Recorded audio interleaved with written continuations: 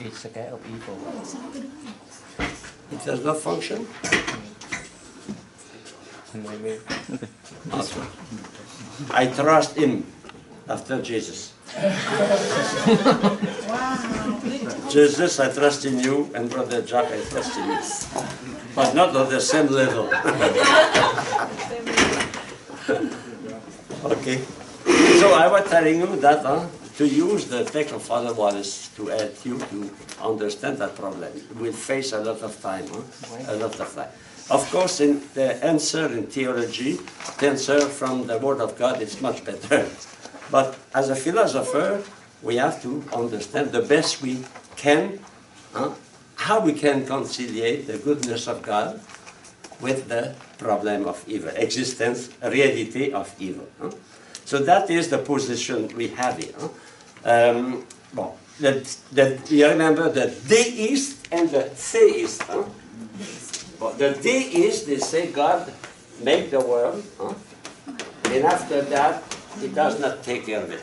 It is our business, so separation from our faith in God, but is religion in our reason. But the theists are confronted to the problem of the cooperation of God after His creation, We saw that. And how is possible that God cooperate to things who are not good? Apparently evil. That is a problem. Conciliate that, okay? So, for many, it is a big problem. And for many, it is a stumbling block, the problem of evil. So I go to the two-thirds of the page. Our first attempt to offset this difficulty. We should, of course, be compelled to admit that we see mostly the distribution of physical and external good, and we cannot so easily recognize the possession of internal and moral good, which may easily outweigh much physical evil. So we can see easily what is evil externally, but we cannot see what is good internally. And sometimes the good, the internal good in some suffering is much important, much way valuable than the external suffering. Well, I continue. So, in spite of the proof of the existence of God as wise and good creator, we saw that proof, we are a God who is pure act, exists by himself, and created the world by love because he doesn't depend on the world, etc. And the ruler of the universe, the difficulty of existence of evil stays. So on one side, we are sure that we discover God is infinitely merciful, good, loving. At the same time, we are confronted with the reality of evil. So when all the evidence of the existence of God as a wise and good creator and ruler of the universe has been gathered in and evaluated, it is what we did for a long part of the class. So the difficulty of the external evil remains the outstanding stumbling block to the admission of the infinite wisdom of God. We have a 15th chapter in our program. And the 13th verse are to discover the existence of God and to discover the attributes of God. And at the end, we face the problem, now, 14th chapter, the problem of evil. So, we don't study that at the beginning. The approach we had was a positive approach. But we have to face a problem at the end. And today we tried during this class to find some solution. Some solution. I don't say a definitive solution. Page 13. So a second attempt to offset the difficulty. So the fact that men are ignorant of the whole plan. Remember, the Providence is the plan of the whole universe. Including the plan for every being, each being one by one in the planet, of which the single event of their experience are but details, so that God knows the whole, but God knows also the detail. You know every microbe, every electron, proton, you know that. Okay? Does not prevent them from judging the wisdom with which the course of event is directed, and even does not prevent them from providing a verdict against his wisdom. So that means people are confronted on one side to the wisdom of God, the power of God, the goodness of God. But on the other side, you say, how is it possible that wisdom of God, goodness of God, love of God can match, can fit with the problem of cancer, the problem of injustice, the problem of genocide, etc. You know, that is a very, very big problem. So the opponents say, God could not be exercising a wise and a good providence, otherwise evil will not happen. So for them, if God exists, God is good, there should not be any evil in the world. You remember what we saw with Jean-Paul Sartre, in France, a French philosopher. If God exists, man is not free, you know. No? It's the same here. If God is good, He got infinitely wise and powerful, why? There is evil. But there is evil. Conclusion, God does not exist, you know. Or God is not the infinitely perfect, etc. That is the argument. And that argument, St. Thomas had to face it, because suffering existing even in his time. And you have here the quotation. To us, because we do not know for what reason divine providence arranges each event, it may seem that all things happen with equal indifference to the good and the wicked. You know, you read the Psalm, one of the complaints of the psalmist is, how is possible that the good is not rewarded on earth and the wicked is flourishing? He is prosperous and the just is poor, is persecuted. It was the big problem we saw in the Psalm. It's the same here. So still there is no doubt that in all the good or evil that happens, whether the good or the wicked, there is just design according to which divine providence disposes all. But, because we do not know this, it seems to us that things come to pass haphazardly or irrationally. That means there is no reason for God to permit or to create or to do or to provoke, to accept there is evil. That is the problem we have to face. Okay? Oh, you can read that by yourself. I go now to the next page, page 14. In fact, we cannot face that problem only in a limited time, in limited space. When we consider the universe, we have to consider the universe in the whole universe.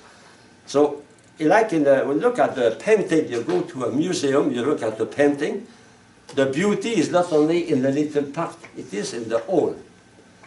If you go to and visit a museum where there is a painting from Van Gogh, you will see there are some dark places. If you focus only on that place, you say, everything is dark. If you focus only on light, everything is light. No, there is light and darkness, you know.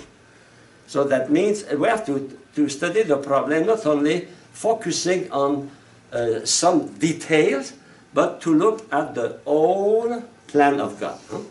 So we need a wider perspective than the present life affords to judge the distribution of God and evil. You know, we live in time and space and we are limited by our own experience. It's difficult for us to have the general scope, the general view of the whole plan of God. Man does not attain his last end within the limit of this present life. And the possession or lack of the goods of the present has no necessary connection we attainment of this, the last end. So the only way to appreciate temporal goods as a real good is known whether or not they are promoting the ultimate and final end of man. So I can judge the problem of evil, the problem of suffering. I have to judge it in relation with my last end. Does that fact of suffering, for example, how that fact is fitting with the attainment of my last end? Well, we try to answer that that is the problem. Now, the problem was studied even by the Greek. For example, position is the position of the hedonism, Epicurean, hedonism, pleasure. Epicurean. So their teaching of the Providence, what they say, Epicurean found in the existence of evil that the world was not under the rule of Providence. So they say because there is disorder, there is injustice, there is evil, therefore God cannot be previewing the future, organizing it. There is no God, so you have that position. Another position is Manichaeism. How we can explain evil? In St. Augustine was in that sect. They say, the good is provoked by a good principle, and the bad, the evil, the wrong is caused by a wrong principle. So we have two first principles: principle of good, principle of evil. And that we have that, for example, in the Amerindian in North America. They adore the good Manitou and the bad Manitou. The God who is the cause of every beautiful day, and the God who is the cause of problem, like flood or drought or fire, etc. Disease. And the difficulty from that kind of affirmation that there are two principles, in fact, there is no more human freedom. Because everything happened because it is caused directly either by the good God or by the bad God. It is a simplistic solution, but that is very important for us, because if we accept that, we are no more free. And next page, page 15, we speak about St. Augustine. He was in that. And that theory is very more spread than we think. Many people are inclined to divide things in black and white, good and bad. Democrat and Republican, left and right, We are, no, the reality is not like that. But there is a tendency. And that occurred in the Middle Age with the Qatar, or Qatarai, or Qatari. The Qatarai or the Qatari, the pure, Qatar in Greek means pure. They were a kind of Manichaeism. For them, matter, everything material, the body is evil. Only the spirit is good, And that is the line of Plato. Remember Plato, The body is a cave, So we have to, resurrection cannot be accepted, because imagine to be, Jesus Christ dead, he was free. But what St. Paul said to the people on the Areopagite mountain in Athens, he said, I have a better news. He resurrected. You say, hey, come another day. Because the body for them was not good. And matter is not good. So the ideal is to destroy matter, to destroy my body. And there is a current in that, for example, the Jansenism or Puritanism with the Protestants is that line. If you saw the movie Babette Fish, you have the CD. And Babette Fish, if you see, did you see the movie? I see. Okay. So, that sect is opposed to pleasure. Pleasure, any pleasure is sin. So when you eat, you must not enjoy. And Babette, a French woman, prepared a banquet. And she invited all the people of the village, member of that sect, And the people, they begin to eat. It's so good. But they must not manifest any pleasure. Because pleasure, matter, is bad. You know, that is Manichaeism. Manichaeism. Okay? And you have an author we found in the studying social ethics, John Stuart Mill. John Stuart Mill, for him also, matter in some particular form of matter are evil. So in fact, that is Manichaeism. But it's a criticism, page 15 at the bottom. While there can be a being who is all good and a principle of source with all good flows, there cannot be a being that is evil. If there is a being who everything good comes from, how we can think a being from evil come? If we know that evil is an absence of good, don't forget that. Evil is a lack of being. So can a good God produce a God-powered produce a lack of? That will be contradictory. So there is only one possibility of one being by existing by himself, able to give to other, to share, to make others share in his own being. The being is good. What is evil is the absence of being. So indeed, all evil cannot have any reality without being in that respect good. I mean, when we speak about evil, it is because it is a being with some appearance of good, but that good, we know, is a disorder good or a lack of conformity to nature or to the morality. So if it is good, it cannot be independent principle. It must subject to the principle of good. In fact, in everything we will that under the aspect of good. Remember, voluntas ut natura. We are tending necessary toward the good. But because we have an imperfect reason, we have a weak will, we can choose a good that is only apparently good or incompletely good, lacking of goodness. And that is evil. So evil must not be reified. Don't forget. Evil is not a reality we can take. When I take a thing, I take the being of the thing. For example, I go to the store and there is a banana. And that banana is partially rotten. When you take the banana, do you take evil? You take the banana, what you take in your hand is good, is being. But that being is not completely good. Because some part of the banana is rotten. It is impossible to imagine something completely existing as pure evil. Evil is always in something good, you know. And evil can be desired only because it gives the appearance of good.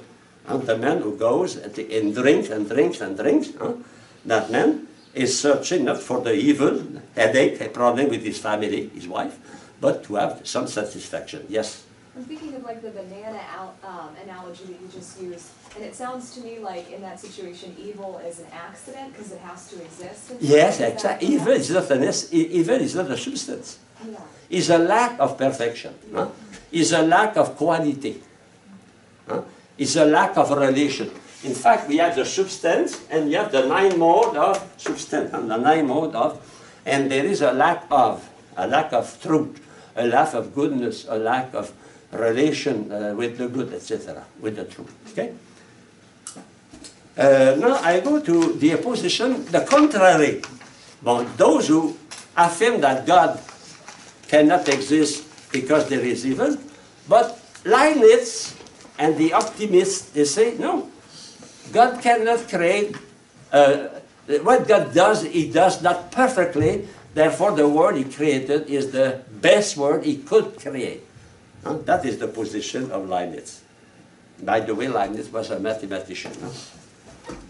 He created a calcul, we see in French, a differential integral calculus. It's Leibniz. You know, those guys, they were not philosophers. they were scientists, they were mathematicians, and from their scientific research, or from their mathematical research, they went to philosophy. It's interesting, huh? It's very rare you find in the history professional philosophers. You have that with the sophists. Huh? In fact, the sophists were not real philosophers, they were more rhetoricians, huh? Speakers, not thinkers.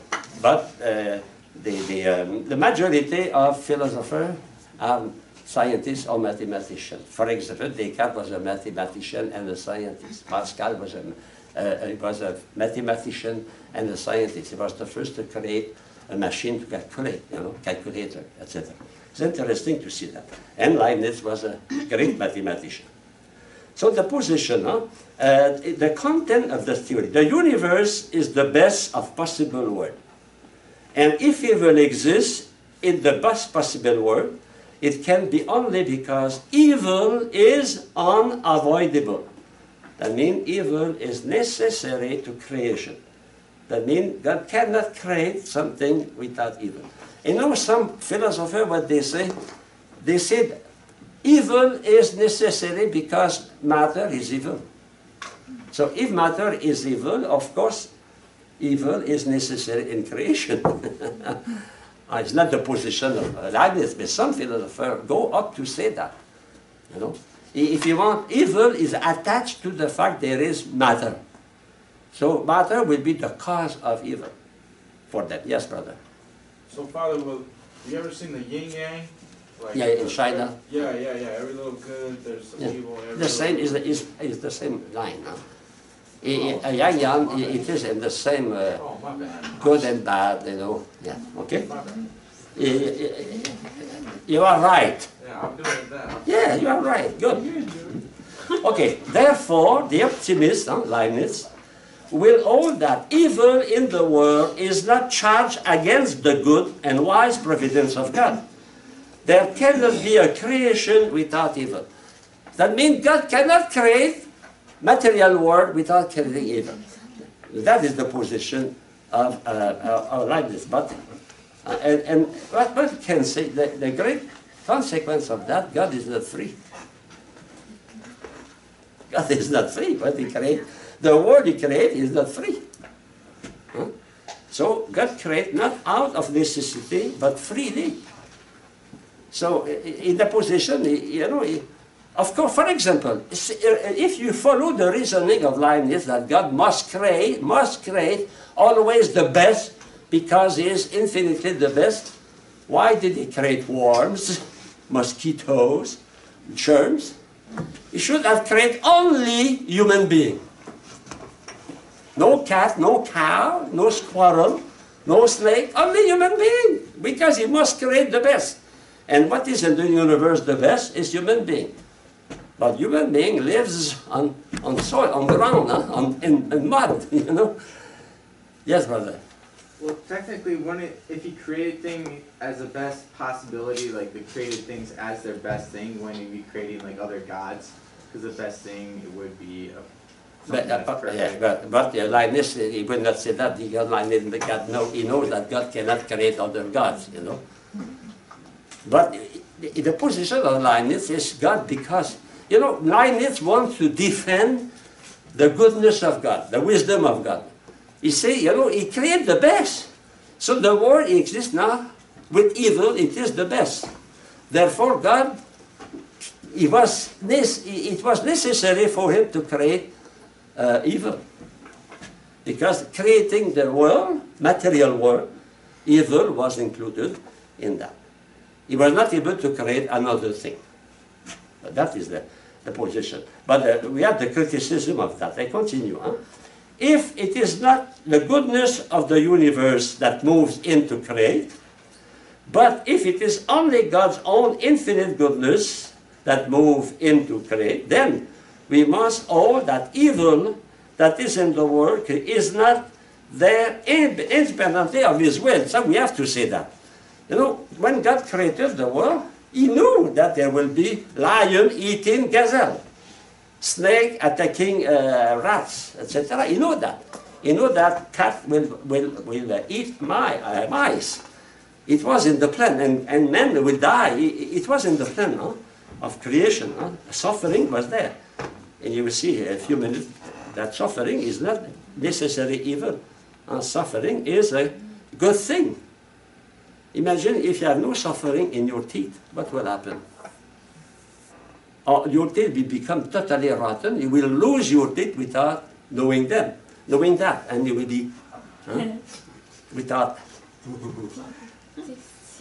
So I continue with the text. Then either we must deny God freedom in creating. In fact, the problem of blindness is here. If God is not creating the best world, he is not God. So deny God freedom. He's not free. Is God free or not to create? He is free. He is totally free. It does not depend on the word he creates. Why? When you look at a cockroach, as some spy, they are not attractive. But they exist, and they are beautiful cockroach, beautiful spider. Yes. As a spider, of course. No? Come on, Father, that's a stretch. When Mr. Spider meet Mr. Spider, they say you are the most beautiful spider.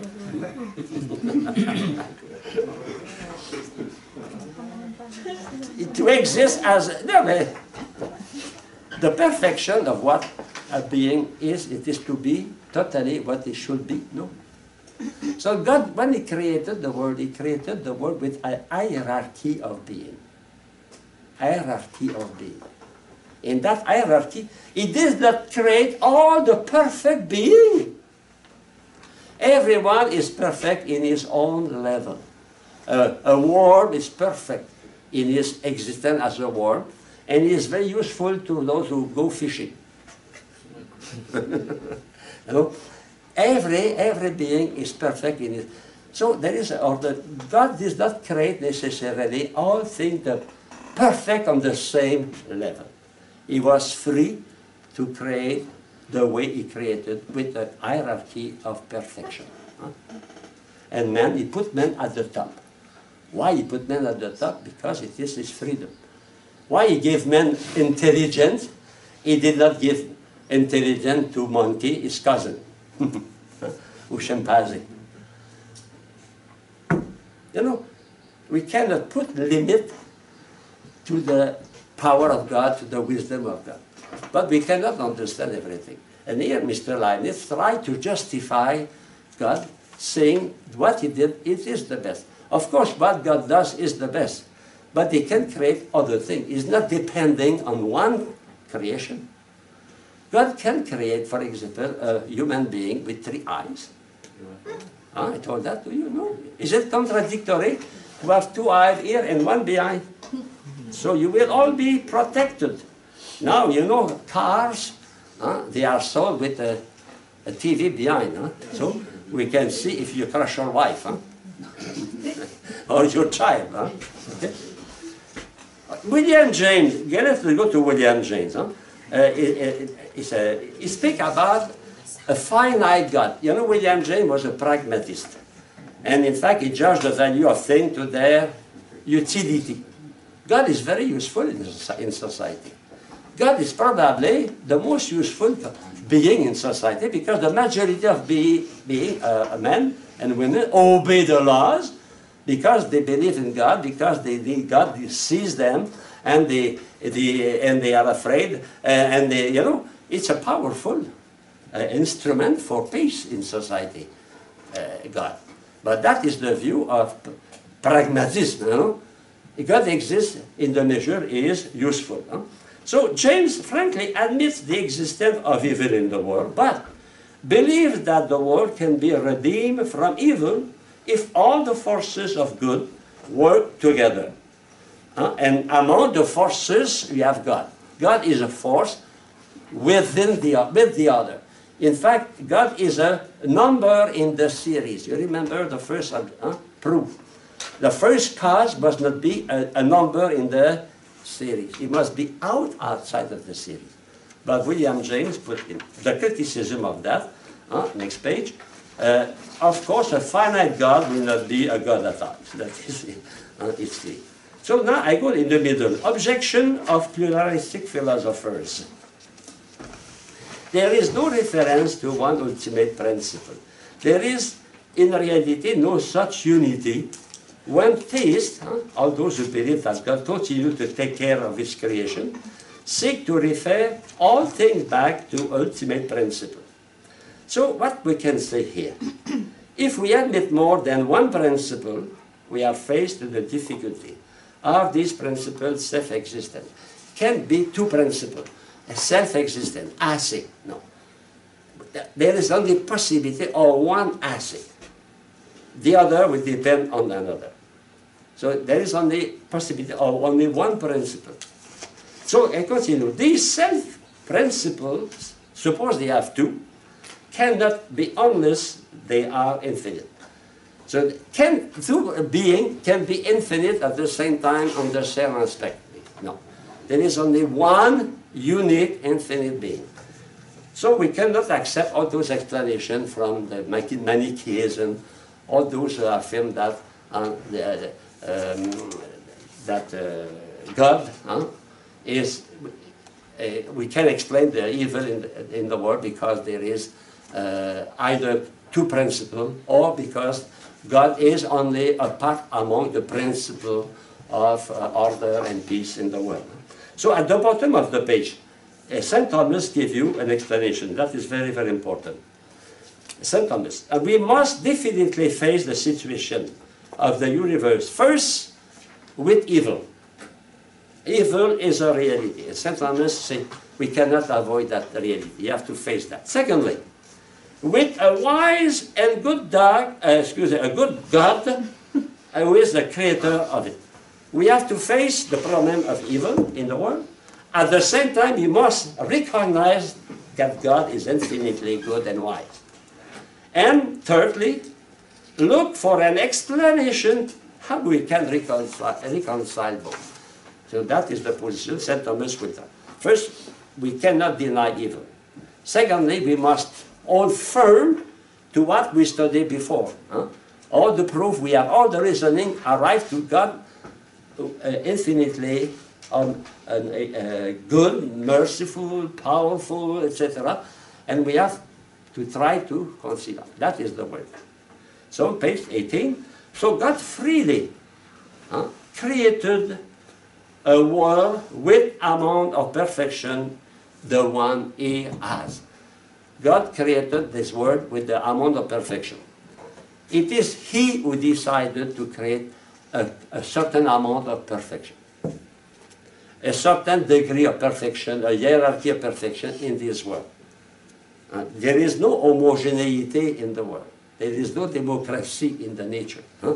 You have some species superior to other species. We cannot deny that. I think you prefer your cat to a spider. You never hug a spider. Oh, my little spider, you are so... No. But you hug your cat, you hug your dog. So you recognize already there is a hierarchy in the creation. And why there is a hierarchy? Because the one who did that has the capacity, the free power to do that. He was not depending on this creature. You know, God likes variety. We should never forget that in liturgy. God likes variety. Look at I have a PowerPoint about birds. It's incredible. I saw birds I never saw in my life. We say, how is it possible? Variety. God is not linked only with one kind of bird.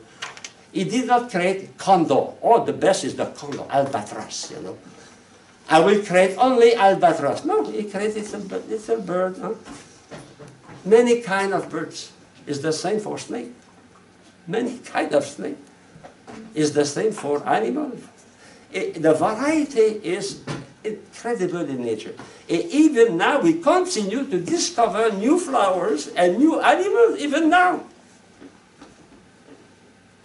God is not linked with the work He's creating. So He is totally free. He can use fantasy, variety, flowers. Flowers, incredible. Huh? He would be able to create only roses. Oh, rose is so beautiful. Okay, I decide only roses. It will be boring. We need lilies. We need even dandelion. Everything. God is totally free. Continue. So, no finite amount of good, even great. And therefore, no goodness and even the best possible universe can be for God a necessary good. God is not obliged to create the most perfect universe. Now that is important because if He is not obliged, He is free. He can create a universe in which there is some imperfection or some possibility of imperfection. Okay? Or can be for God, or can make His creation necessary. So God is totally free in regard of His creation. So here we are opposed to Leibniz. Huh? Therefore, our explanation must proceed from the understanding that two things. First, God freely created the present world. And secondly, freely He chose among possible words a word with just the amount of perfection which this one has. The word existing now was willed with God with His amount of perfection and with the capacity, possibility of imperfection. It is, He wants that, you know, it is in His plan, it is wisdom. Okay. So I go now to two reasons to find why evil is in the world. The first reason, God does not want to prevent evil in the world.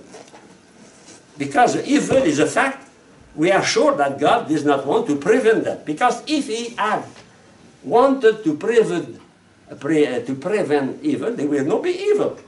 So if there is evil, because it is in the plan of God. So we must accept that as a philosopher. Evil is in the world, not because God could not help it, stop it. God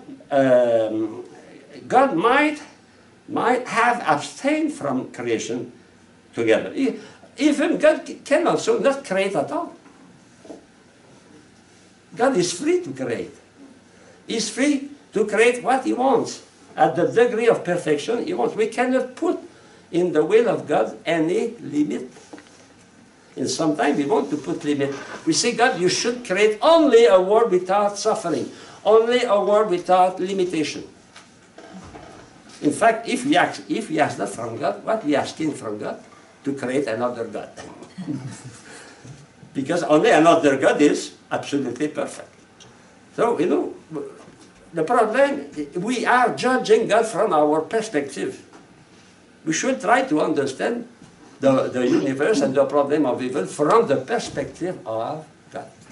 Of course, it is a mystery, but we have to try. Huh? So if God does not prevent evil, it is not because He cannot, but because He does not will to do so. I remember the first year I taught philosophy. My students were about 18 years old, 19 years old in my class. And one of the questions someone asked me, you know, the brother, he said, why God created us free? If we will not be free, we will never commit a sin. No? Huh? We have no problem. We can go to confession. We have not. But we will not be human beings. God will have created a robot or cows or chimpanzee. We will be on the same level as our cousin and the chimpanzee. God, that problem is it. In fact, the question is why God created us free. Because He loved us. I think that I answer you in a physical way. We continue, okay?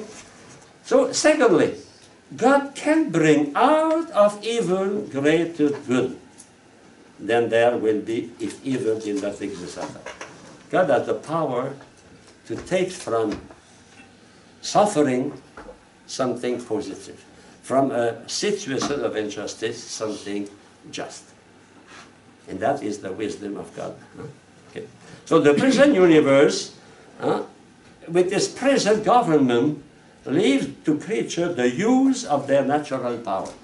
In the plan of God, the creature has powers. My dog has power. My cat has power. Man has power, special power, intellect and will. You know, God does not supply to the power of a horse, to the power of a cat. He gives the cat the power. He says, okay, run yourself after the mouse. I will sustain you, but run after the mouse. It is not God who catches the mouse. It is your cat who catches the mouse. But God gave to your cat the power to do that, you know. It is the same for us. So we have our natural power, intellect and will. And leaves to creature some share of credit for the good he accomplished. My cat, when he's catching a mouse, is catching a mouse because he's a cat.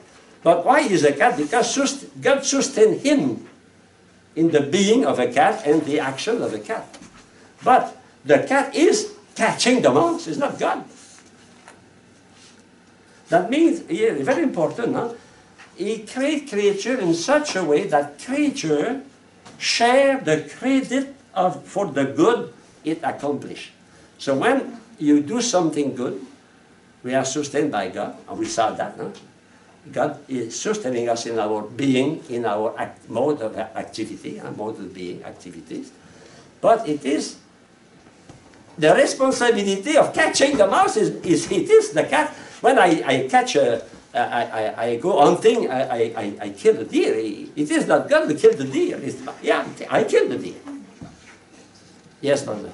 But you said he sustains them when they're working toward the good, right? Yes.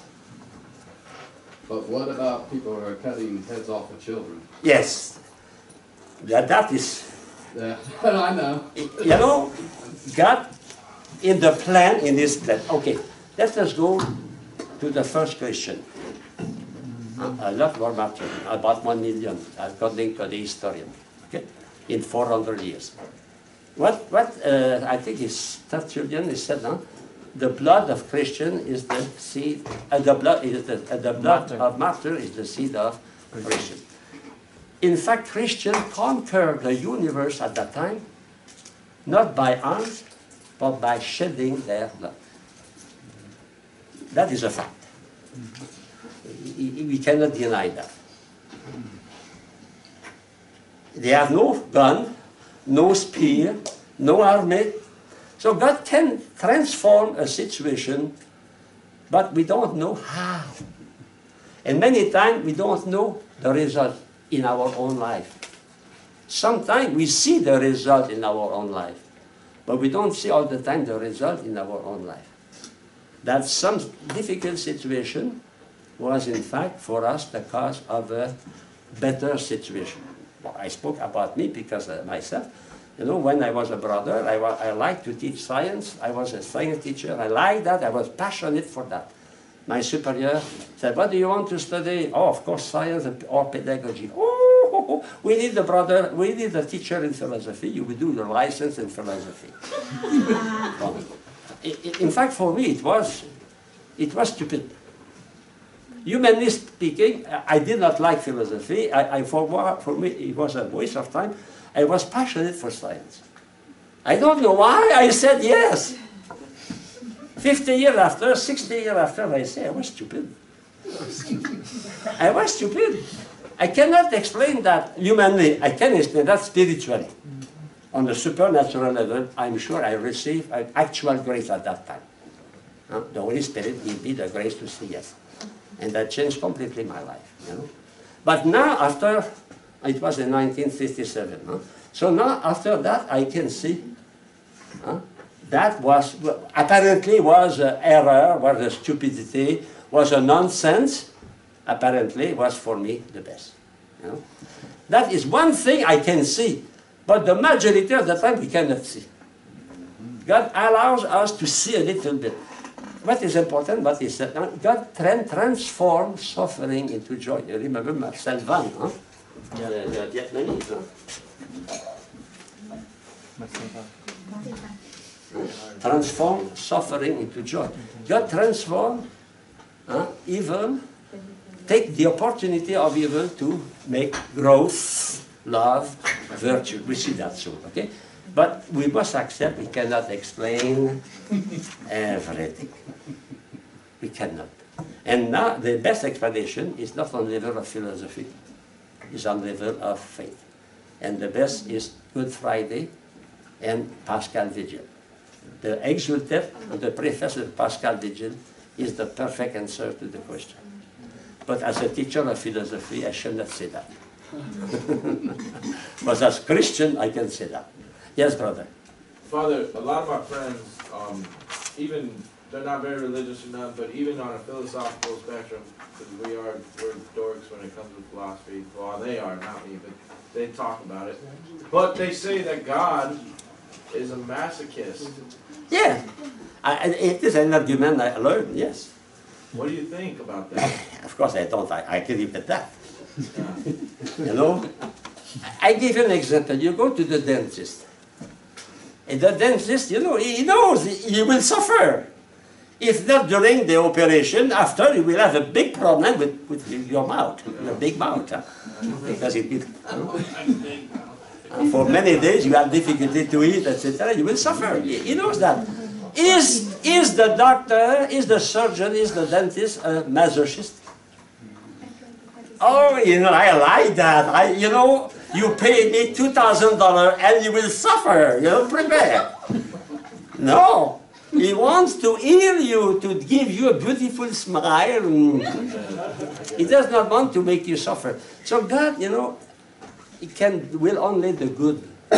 And if there's evil, there must be a reason for that. There is nothing without a sufficient reason. But we cannot discover that sufficient reason. We must trust Father knows best. Huh? Father knows best.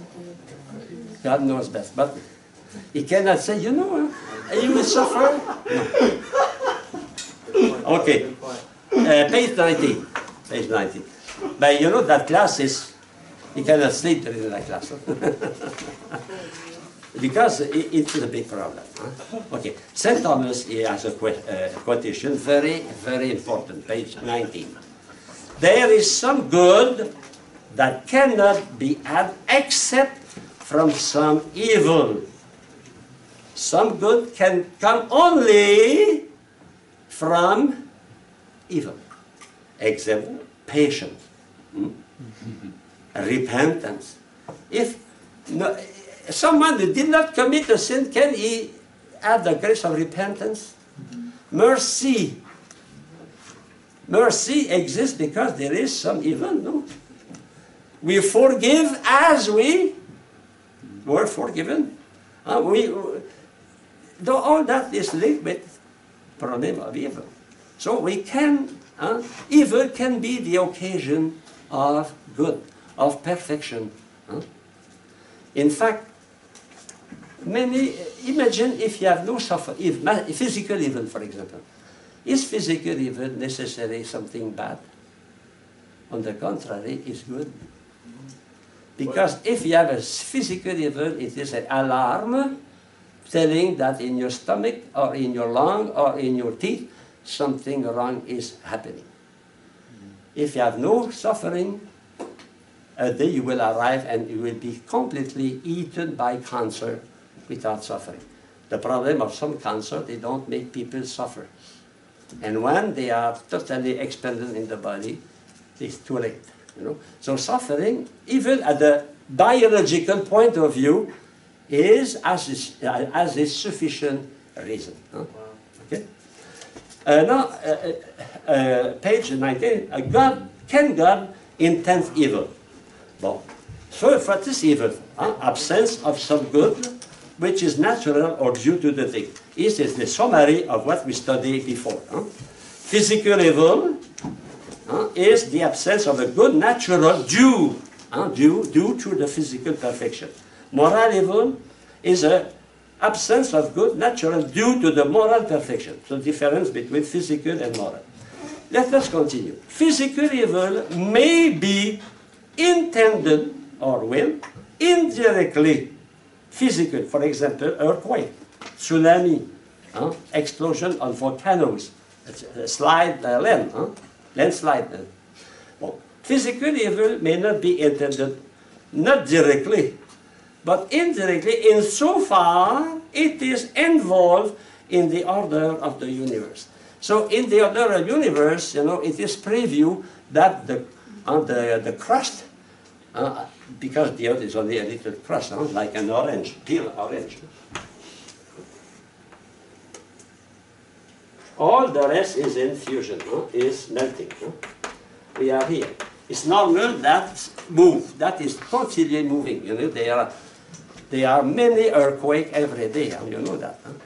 Maybe 100 earthquakes every day. Because the ground is always moving. Look at the ground here, just in front of St. Philip. And then in front of St. Jude is very clear. The ground is moving. And the crack in the asphalt is not the fruit of chance. It is because the ground is moving. That is normal. Okay? So if the ground is moving and the house is falling down because of that, that is natural. Natural evil. Okay? So it can be indirectly. And it is insofar as it is for the order a means to the end of the universe. So, it is in the law of science, physics. Now, next page, a third point. Moral evil now may be not intended, but permitted. Moral evil may not be intended, even indirectly. So, we cannot say that God will evil, even indirectly. He does not want directly moral evil, because it will, to will moral evil at all will be to will that the last and obligatory end of moral creature should be unattainable. So if God will even indirectly moral evil, it will put men in such a way he will not be able to attain his last end, to attain perfect happiness, to attain eternal life. So God cannot will that directly nor indirectly. But moral evil is permitted. What is that? That means the order of things which involve the possibility of moral. Because that means God can decrease something, and that decision of God, when He creates something, involves the possibility of evil. It is exactly when He did when He created man free. When He created man free, He gave man the possibility of making stupidity. It's the same, a father, they give a gun to your birthday, to go to one thing. Say, you are 16, you are reasonable, because I love you for your birthday, I give you a gun. So together we can go hunting deer and skunk. But a day, the son is furious.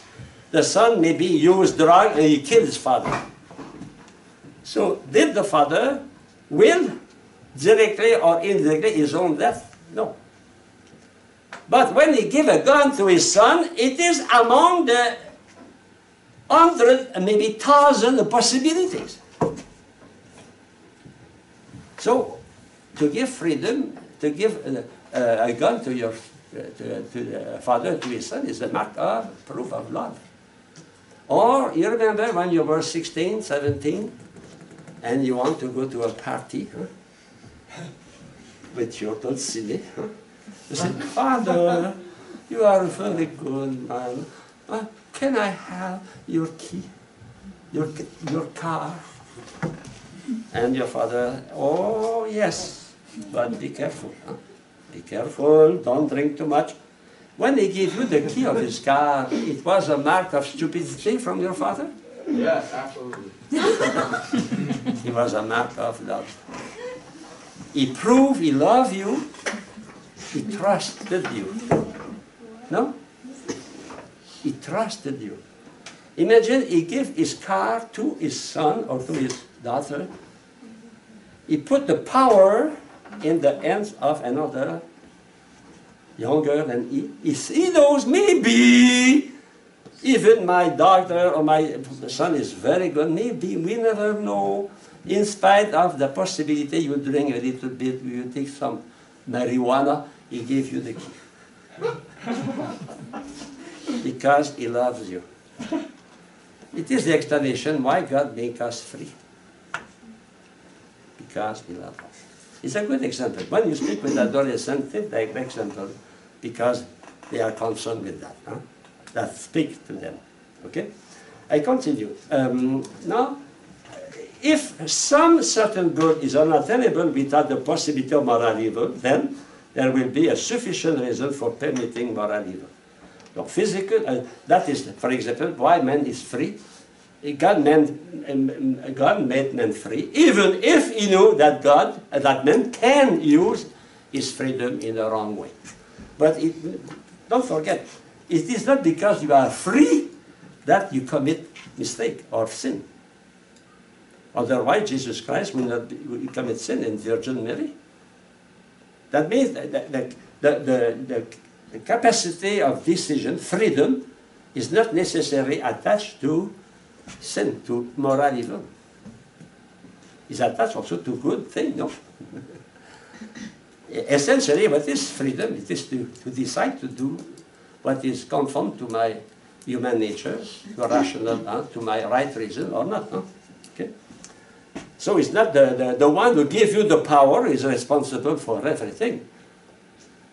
On the contrary, I'll come back to that example. Huh? Okay? Physical evil may form part of the plan of order of the universe. So for example, God may intend that the smaller fish should be the food of the larger, etc. Okay? So in this sense, physical evil may form part of the plan and order of God. So in fact, if you look at nature, nature is violent. You know, nature is not peaceful. Even my body continually fights against disease. As long as I am able to fight, I am in good health. And the moment I cannot fight, I have fever, I feel sick. So in fact, nature is a combat. To live everywhere in nature, there is a combat. No? There is. You know something? Oh, nature is very quiet. No, nature is violent. To survive, you have to kill. When you want to survive, you have to kill. To cut flower, to cut plant, you have to kill chicken, to kill. Yeah. When you cut a flower in your garden, some herb, you kill them to eat. It's violence, no? You don't say, oh, beautiful, the beautiful carrot, feed me. No. You cut the carrot, you boil it, and you eat. It's violence. It's the same for you. Can you eat a chicken without saying, "Oh no, beautiful chicken"? Sit there. Huh? I will eat you spiritually. No, you eat a chicken. Life is violent. That is a part of the plan, you know, of the plan. Okay, I continue. Man can use mere thing for his own purpose. So this order of the universe does not require that every individual should attain his own proper end, because many creatures can fulfill their purpose by serving the ends of others. So it's not necessary that everything attain his own end, but he attain the end of others also. For example, when you cultivate corn, corn is not made, for example, to to be in your, with your gas, to make your motor function. But you can use corn, not only to eat, or to feed your cows or your animal, but you can even feed your car with that, you know. So a mere thing is not for itself, because a thing is a mean for another. Consequently, a mere thing may rightly be subordinated. You remember I told that at the beginning of the class. God created a hierarchy of being in such a way that the inferior being are at the service of the superior being. And the top of that, who has the dominion on everything, is man. Is man. Okay? And when man is subjected to something inferior to him, that is a sin. When man is the slave of the whiskey, or the slave of something, he is not the master. Man must be the master. The dominion, what is freedom? Auto-determination, mastering, self-mastering. I go next page, 21. So man is above anything else in the order of the universe.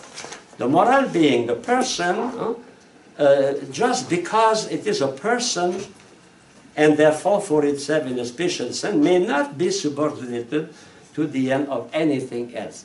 Man, everything on the universe is for man. Man is not for anything under him. For example, if the life of man is for gold, to accumulate gold, it is evil. You know, the things as means are at the service of the human person. The human person is not at the service of things. So when we accumulate money, for example, material good, we are the slave of something under us. We call that greed. Okay. Number 4.3. Hence, moral evil may never be willed by God or by ourselves as mean to something else. God cannot will the abuse of freedom in which moral evil will consist. God will not, He does not want we abuse our freedom. He gave our freedom to attain our last end. He does not give our freedom to abuse. Like your father did not give you a gun to kill by fun, for example, cat and dog. I have a dog, I have a cat, I have a dog, no, I have a gun. I say, okay, every cat I will see, I will kill that. No, it's not the goal of your father. When he gave that, it is for it. But the gift of the gun is not for the abuse of the gun. It's for the good usage of the gun. Okay?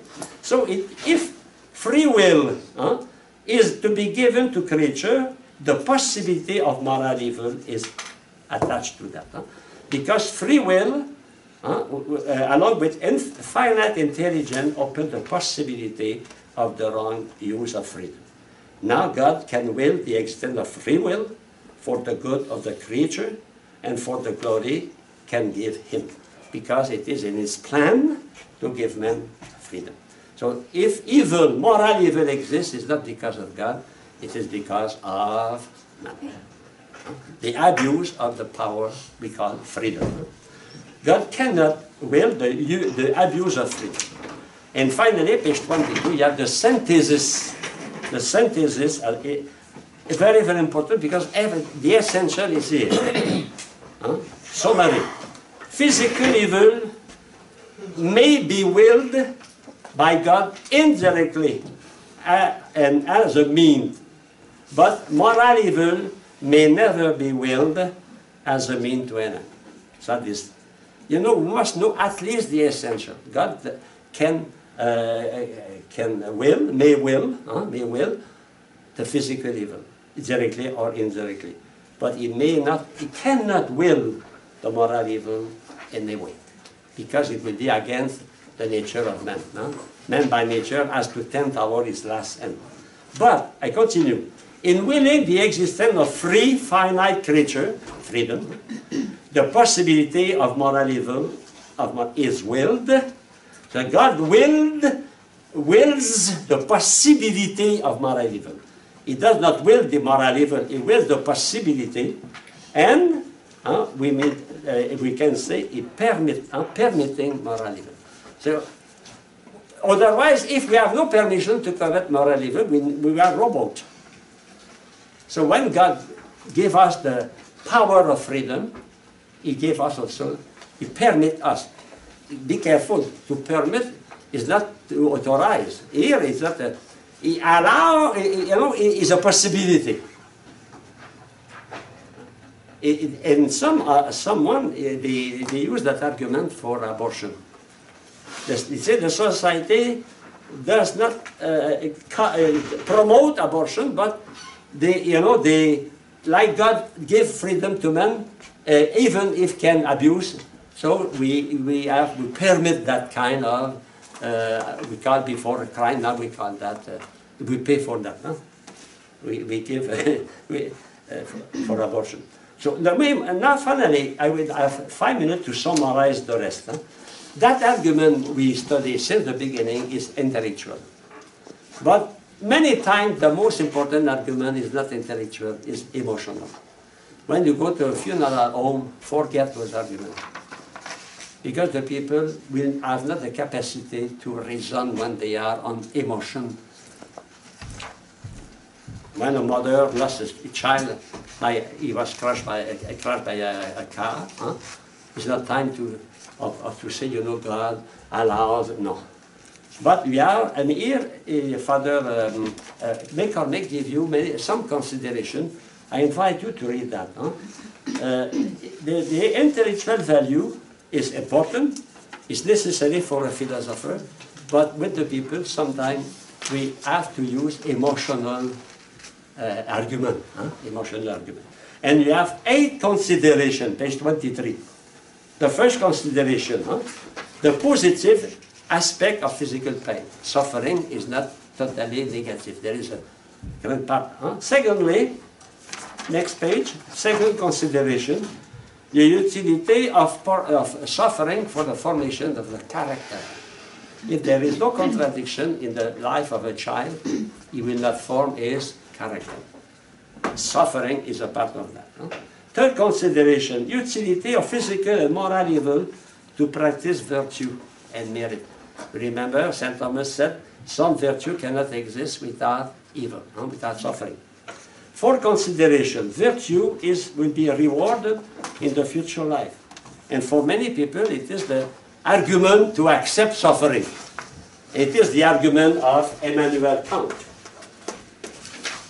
If we cannot be rewarded on earth or punished on earth, we'll be rewarded on the other side, Okay? Future life, eternal life. Next page, fifth consideration, virtue does not necessarily receive reward on earth.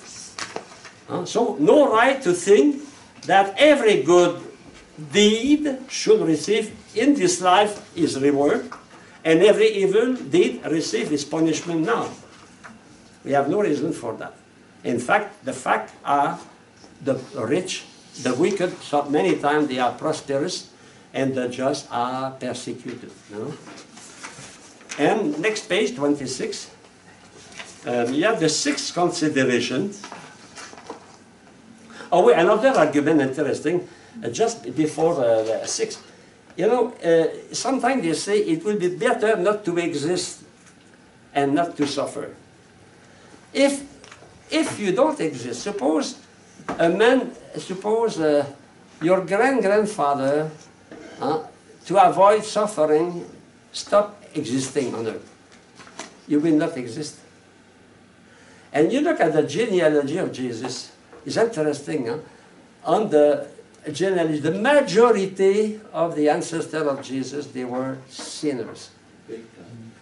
They were sinners. And Jesus comes from that. If we suppress, is there an argument also against abortion? You killed that child. You killed Beethoven in the womb of his mother. You killed Celine Dion. It was the 14th child of the family, and they said, oh, get rid of that. You are too old to have a child. She said, no, I keep my child. So that is an argument interesting, because when we suppress someone, we want to suppress someone, we suppress all those who come after. It can be an argument against celibacy. Okay, 6. If all evil were prevented, much good would be absent in the universe. That is the theory of St. Thomas. 7 consideration. Evil is not permitted without an adequate reason. I told that. A sufficient reason. But what is that sufficient reason? Sometimes only God knows. But we can say something sure. If we exist, we don't exist by chance, we exist by love. And finally, the last 28, 8 considerations. No existence of some virtue will exist without suffering. And I encourage you, at least read attentively the summary on page 28, 29. You cannot retain everything. It's a very heavy chapter. But try, especially on page 29 here. The essential is here, on page 29. I have the most important point. God can will directly or indirectly the physical evil. God cannot will directly or indirectly moral evil. And all the other considerations. It is only an appetizer. Because that we can spend 45 hours only on that problem. It is one of the most difficult. Okay, good appetite. It's not the evil to eat well.